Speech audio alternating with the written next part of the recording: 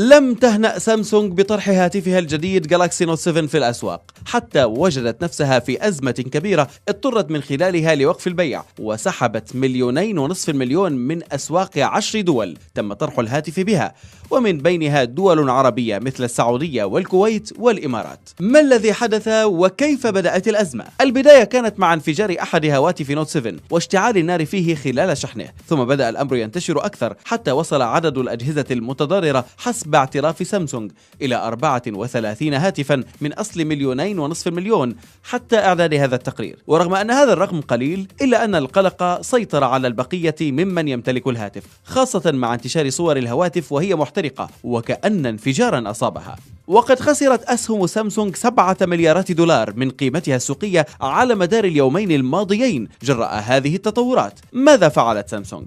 الشركة الكورية تحركت سريعا واعتذرت لعملائها، وأعلنت إيقاف مبيعات الهاتف وسحبه من الأسواق، وبررت ما حدث أنه عيب بسيط جدا في صناعة بطارية الهاتف، وتحفظت على أسماء الشركات التي أنتجت لها هذه البطاريات. قالت سامسونج إن 24 هاتفا من بين كل مليون يتواجد بها هذا العيب، لكنها قررت استبدال كل الأجهزة حفاظا على سلامة عملائها كما قالت. عربيا أعلنت وزارة التجارة السعودية أنها استدعت حوالي 6000 هاتف من الأسواق ووقف فوري لبيعه وإعادة الجهاز لشركة سامسونج واسترداد مبلغ الشراء.